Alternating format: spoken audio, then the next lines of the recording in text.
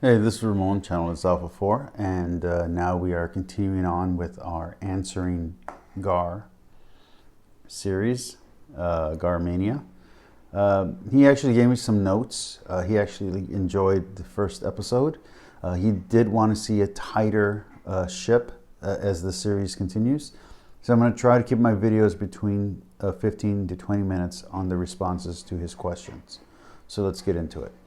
They will, of course, answer with some BS excuse. So here, his textual answer that he puts in the mouths of William Lane Craig, who is actually a really good apologist, and another guy who I haven't heard of. I don't know, Turk, I think is who the image is of. I'm not really sure. But anyway, William Lane Craig, on the other hand, he knows his stuff. So here's what it says. Metaphors out of context, Old Testament.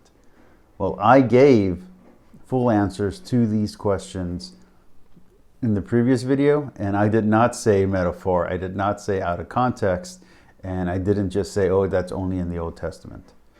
So anyway, let's continue on. And that's when I personally think the real debate begins. You see, the Bible is the foundation for both creationists and most classical theists. You can poke holes in creationism and classical theism all day long, but when what they believe in is literally written in black and white in the pages of a book they think an all-knowing, all-loving, all-perfect God wrote or inspired, you can point out all the atrocities from the supposed deity. If I were to debate Kent Hovind, I wouldn't focus on proving evolution or criticizing creationism. If I had a debate with Frank Turek, I wouldn't focus on debunking the fine-tuning argument or the Kalam cosmological argument. I would put all my attention on the Bible.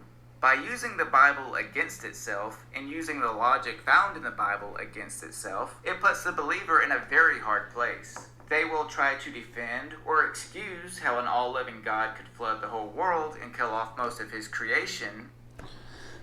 So the flood. Let's hold it right there. The flood story has several parts to it. Number one, that's part of the Bible that's polemic. It's actually speaking against other myths at that time that people held to be true. In a previous video that I recorded for this series that you guys won't see until later, I explained how the Bible is a chronicle of a people's faith and how that faith evolves over time and over generations. God doesn't change. Our understanding of God changes. It is a chronicle of that changing of understanding. In the Old Testament, Genesis, which might have actually been written after Exodus, but that's controversial. When it's written, there are certain accepted facts at the time. And so all the religions have this narrative that they keep and that they hold to be true. So what's going to happen here is that to speak to someone on the same level, just like he's saying to do here, they're speaking to the other faiths, and they're speaking to them on the same level and saying, here's what you believed happened. You can go read these books. I own them. You can read almost all the books that are referenced in Genesis. Almost all of them still exist. Some of them don't. But at least in the first half or the first 2-3 books of Genesis, it does. So that's going to be, for the flood, you're going to have the Atrahasis and the Epic of Gilgamesh. Read them. You can also read some of the creation myths from Mesopotamia, and you'll get characters that appear throughout Genesis before the flood happens. The other problem is, let's say you want to take the book literally. Well, even if you want to take it literally, so when someone says the whole world is flooded, you're missing perspective. So the area where I live in has flooded before, and when it floods, it looks like the whole world is flooded. As far as my eye can see and as far as I can travel, everything is underwater. When other places flood, massive floods happen, like in Mississippi, it truly floods. Like you're not just, when Mississippi or Louisiana floods, it's not just one part. Like it looks like everything's underwater. So to you, the whole world flooded. So you have a perspective problem and you have a misunderstanding of the text, which the text is polemic. But again, if you even want to take it literal, you're still missing the fact that in the literal there can still be room for verbal and linguistic expression. There's still room for poetic speech inside a literal text. So let's say an entire area flooded in Mesopotamia. Specifically, the area that would be spoken of would be between Ur and, I want to say, Babylon. It's the bottom tip area. It's actually a well-known area that actually really did flood. But there are other flood stories from other cultures. So there's the Great Deluge. There's other floods that, there's floods that happen in Greece, floods that happen in Egypt. In fact, there's a yearly annual flood that happens in Egypt. So from many different perspectives, once this family or tribe that survived this incident would start telling their story of the flood, they'd say, hey, well, this other culture says there was also a flood. So that reinforces the idea that it was a global flood when the story begins to develop into a narrative form. Then you have the fact that there is some epic and some myth inside of the story. Whether or not that myth and epic is supposed to be informing the reader to tell you, hey, you don't need to take this part literal, or if it's there because the audience and the writers at the time didn't know how to separate history from mythology. That happens a lot. That happens a lot even in later histories, even in well-developed histories written by the Romans, who understood the difference between mythology, religion, and history. Mythology would still enter into their histories. So just look at their histories of the Britons or the history of the Germans. Tactius's history is filled of misinformation because he can't separate myth from fact when it comes to the German people, just like Julius Caesar had trouble separating myth from fact when it came to the Druids. So I think you're being very oversimplistic here with your understanding, and I think you're doing it purposely to make the Christian look foolish, and I don't think that's a fair shot. If you're going to criticize a document, then you should criticize what it actually says, not what you fear it says. Nor should you criticize what it doesn't say, because then you're just making an argument from silence. They can try to defend biblical slavery. They can try to reason why God would let children get raped and murdered when he could... I'm going to let this play out a little bit more, but I already have a response. Stop it. But at the end of the day, when you debate them on these things, they will fail. They will fail with ease, might I add. And your arrogance will make you fail with ease, might I add. Although I know that your arrogance is somewhat put on because I've watched enough of your videos to know that you're not that arrogant, which is one of the reasons I get along with you. Okay. So let's forget about the Abrahamic faith for 1 second, and let's talk about religion. Any religion, if it's going to survive beyond the family tribe that it initiates in, if it's going to survive beyond generations, has to deal with reality as it is. Again, to go back to what I explained to you before, which the Bible is a chronicle of one people's faith, specifically the Israelite or Hebrew faith, and their understanding of God. There are other understandings of God, but the Hebrew faith is the one that's going to lead to Christianity, and that's going to lead to the Christian understanding of God, which will lead to the modern understanding of God, by the way. You have to deal with reality as it is, not as you wish it to be. So there is murder. There is rape in the world. There is theft. There is thievery. There is warfare. And these people would have to survive those events. Okay? Now, I know that that's a real easy switch for you to say, well, see, that shows that religion was just there to explain those things. Yes, they were using religion to explain these things, to explain how to understand it. But it's not as simple as just, oh, look at how this can be explained through religion. No, it's also about coping and it's also about hope. So, when I was a child, my mother and my sister died, and my aunt died. And after a time, the person who taught me philosophy and martial arts, he died. Although he didn't die as quickly as my sister and my mother, he got to lose one body part after another until he was a broken man. And it was a very rough thing to experience. In my childhood, I saw over 100 members of my family die. I was also brutally picked on because I was a very small, physically weak child. And that was very hard to deal with.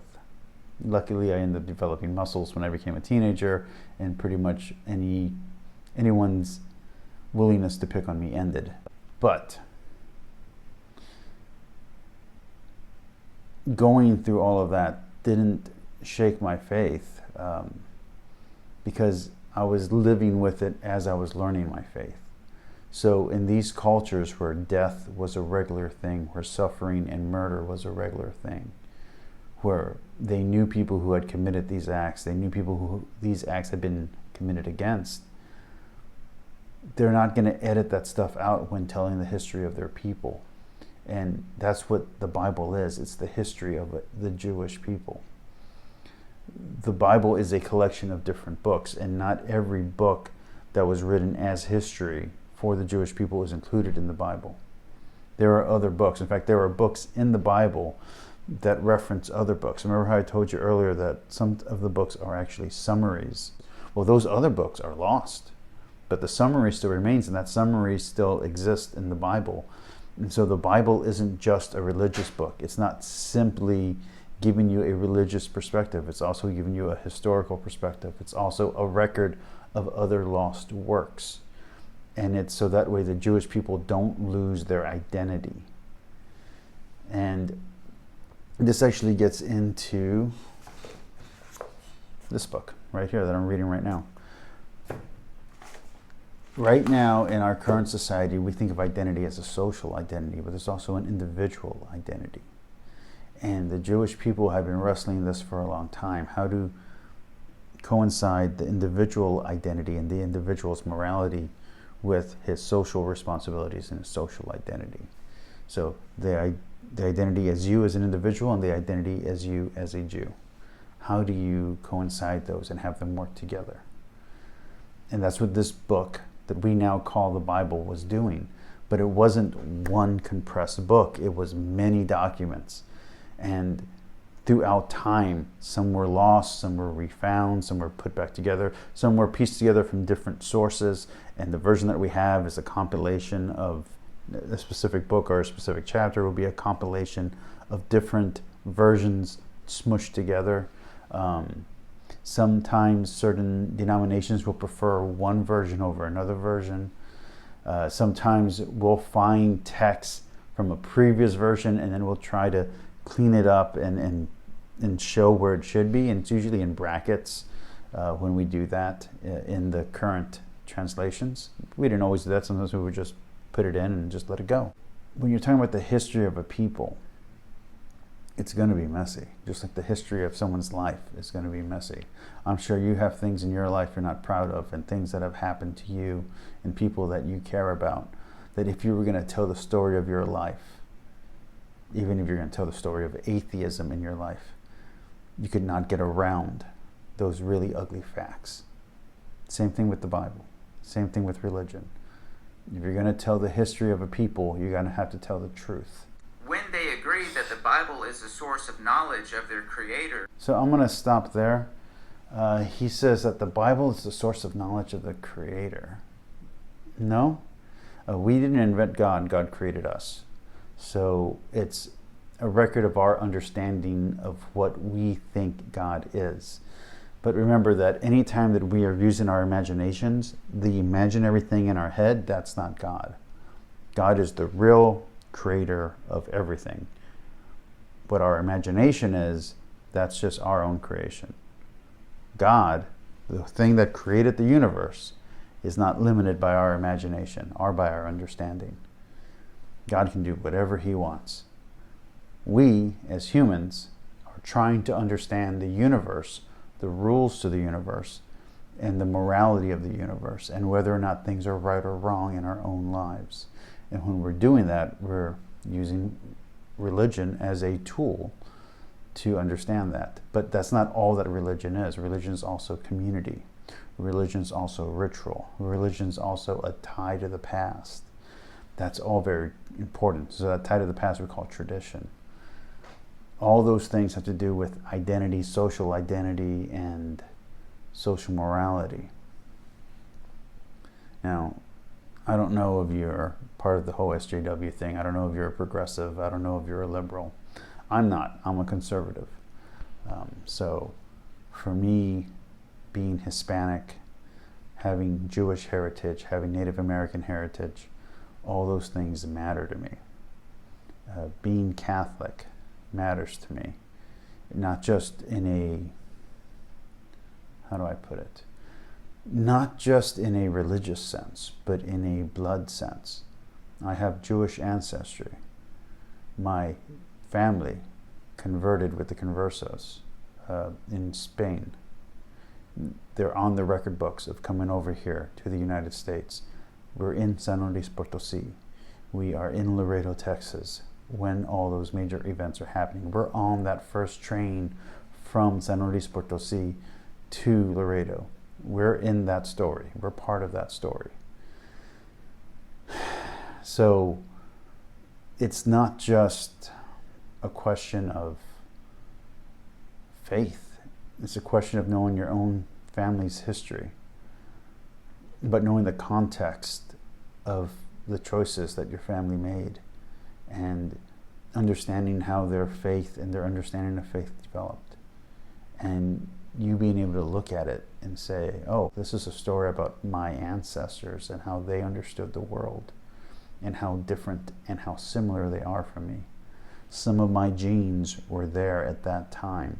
Some of my genetic material was around back then. My genetic code comes from that exact point. So being Catholic is very important to me.